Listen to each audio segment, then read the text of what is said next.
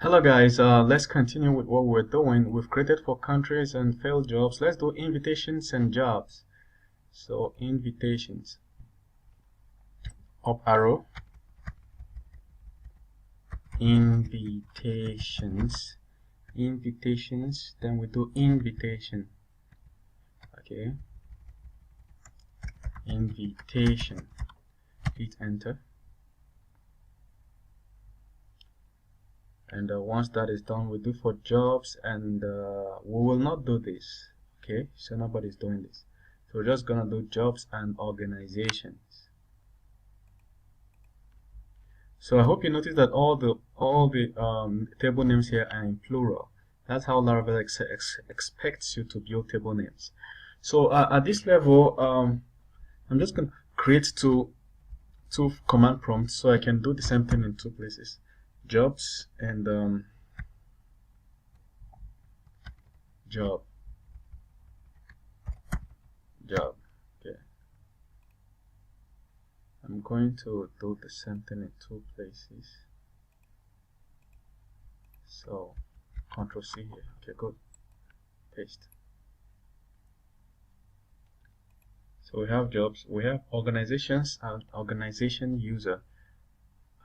Okay, organization user. Up arrow. Organizations. Organization user. Okay, organization. So in this other one, I'm gonna do organization user.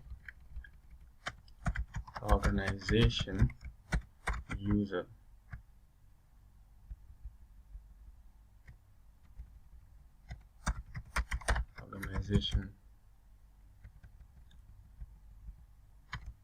Organization user. Okay, so here is gonna be organization. It's supposed to be singular, so this is the only table that is supposed to be singular because it's a joint table between organizations table and users table. Okay, so it's not a real table per se, it's just a middle table between two tables. Okay, that's a many-to-many relationship, third normal form in database design. Okay, so I'm gonna leave it in singular, hit enter, and we're gonna leave password resets. I don't think we need password resets per se, but we need roles. So we're gonna create roles. Same thing, up arrow, roles, and then all the way here, role.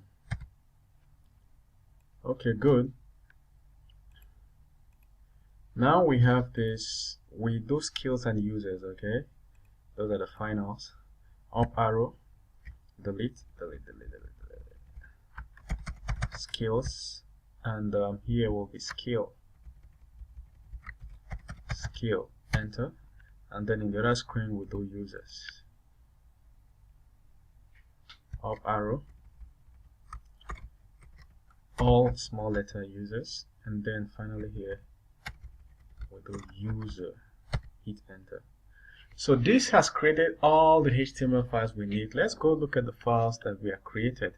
So we come here, and then we close the migrations table.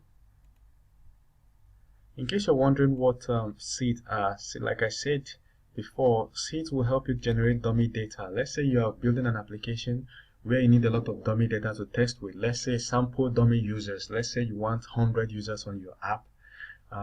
You can generate them using seeds. Okay, just go to Laravel and read it up, or from InfoM can help you generate seeds. Okay, seed data, but we don't need that now. Now let's go to resources and see folders that were created. In the past, we saw how inside the resources folder, views folder, we have all the folders that reflect the names of the fields in our database. For instance, we have accounts, we have countries, we have failed jobs, we have invitations, and so on. You see, So in each of these, for instance, if I open skills, you'll see that it has how many files? 7 files. This file is the file that contains code for the creation of a skill that has a form. Look at, it's referencing a form, and look at that form here, fields. If you look at the form has you see text, has a number. Okay, so this is the HTML form. Initially, remember I told you this is not normal HTML. As you can see, normal HTML here, but there is a code here that is called Blade Templating Engine, which is what Laravel uses. That's why it is .blade.com. It doesn't mean that if you write normal HTML here, it will not work. Normal HTML works perfectly here. All right. So this contains all the codes that contain HTML. Let's look at another set of codes that were generated. It's in app. If we go to app folder, and we first of all start with HTTP folder, you see inside controllers, you see that a whole lot of files were generated too. For instance, account controller was generated, and all these codes were written for us.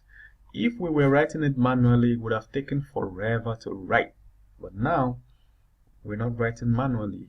It's being written for us, you see. Code for creating, code for saving, code for displaying a single account, and so on. These are just basic code that will save us 50 to 80% of our time. And now we're looking at something else that we can that was created. Let's take a look. Now something else that was created is in models. As you can see, all of them were created. So this is account.php, for instance, in model. This basically tells this file that, look, you are relating to a table in the database that is called accounts. So if the table is named something else, then we're going to name it something else here. And then that table has 2 fields, 2 important fields. They created that and they updated that. So dates, deleted that, you see. Fillable. So it does all the basic stuff for us, and then we can look at even form rules required. So going forward, we can then add more code here to make it work exactly like we want.